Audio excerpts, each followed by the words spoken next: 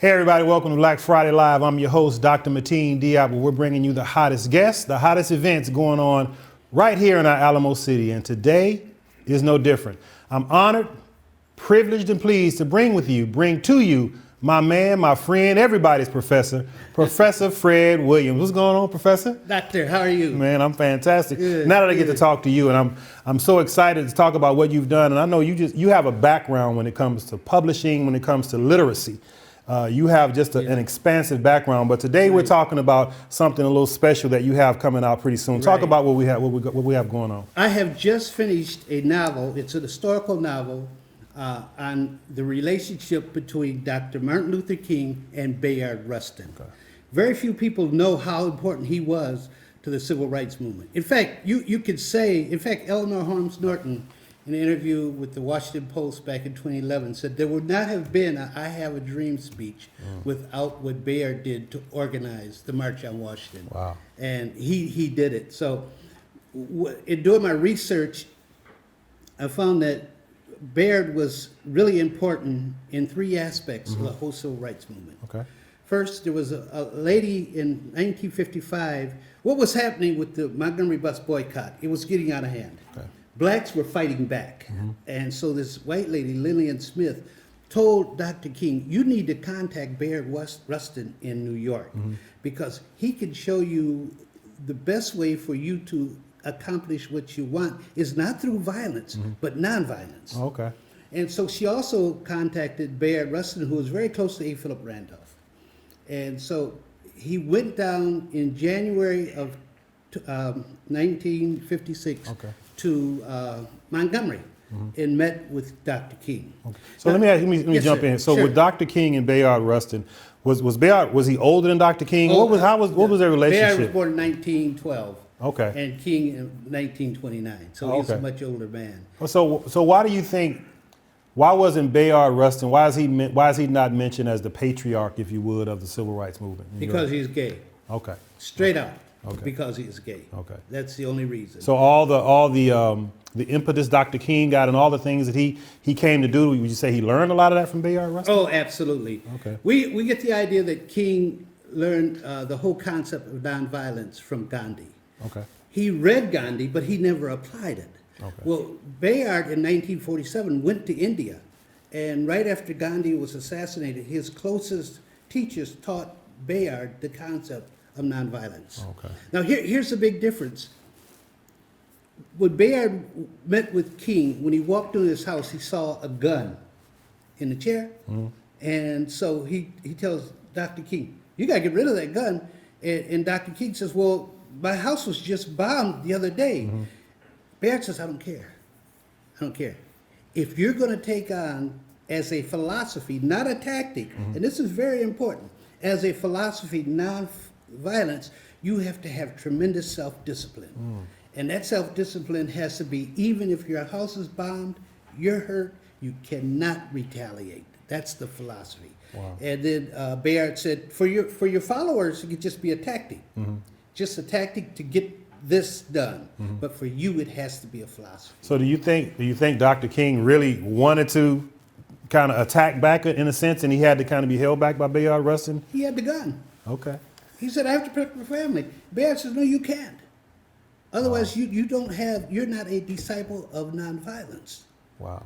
And it's really deep, because when you think about, this is 1956.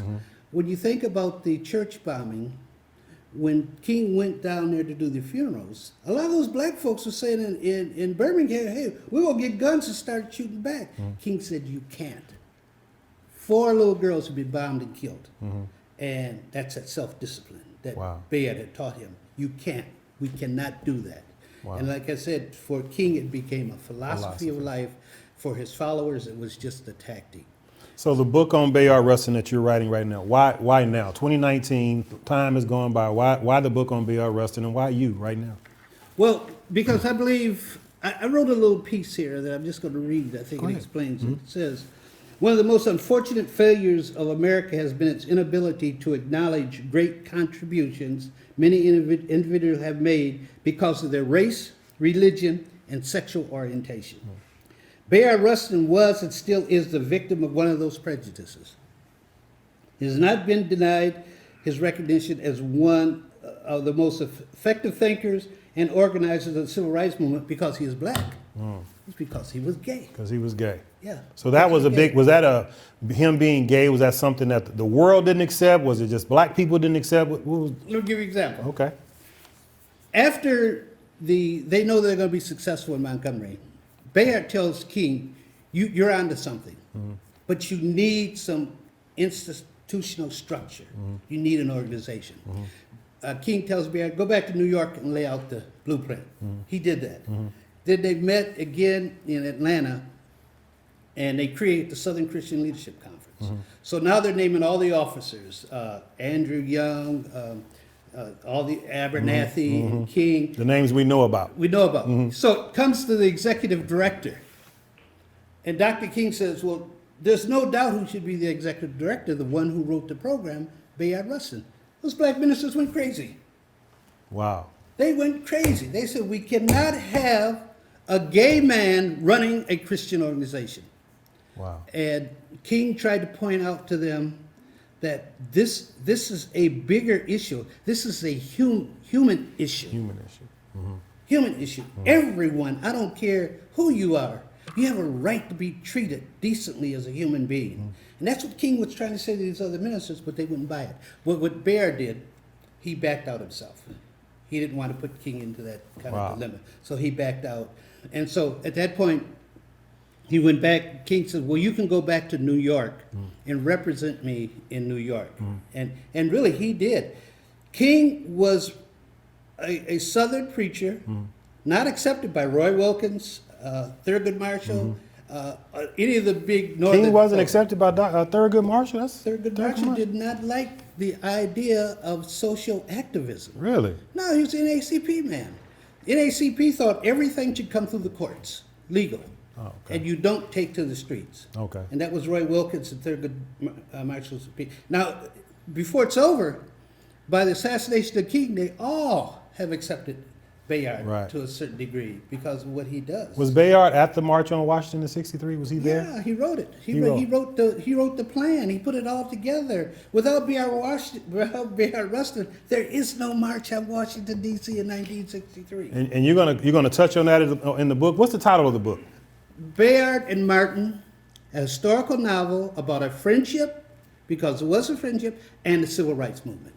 And what the reader is going to get is an in-depth look at the closed-door meetings that went on as they're planning these things. And how long have you been digging and doing the background for this? My God, I started doing this research in 2015. Oh, wow. Yeah, I spent 2 weeks in Columbia University's special section reading interviews done on Bayard in New York. I interviewed his last partner, Walter Nagel, in New York, who still lives there.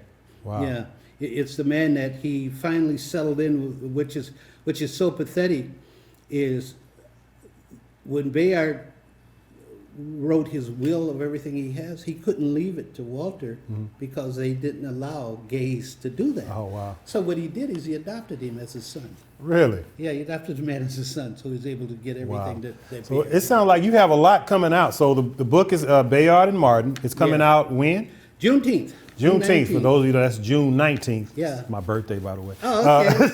So Juneteenth, and we can get it. Where can we pick up the copy of the book? I believe I'm going to have a book signing that day at a Half Book Bookstore up on Broadway. Have a bookstore on Broadway here in San Antonio. Right. You just heard it from the professor. Like I said, he's everybody's professor. He's everybody's man. He's my brother. He's my friend. Love him dearly. Can't wait to read his book. You heard it all from Professor Fred Williams, and I am Dr. Mateen Diop on Black Friday Live. So stay tuned. You're going to hear more from Fred coming up. Peace.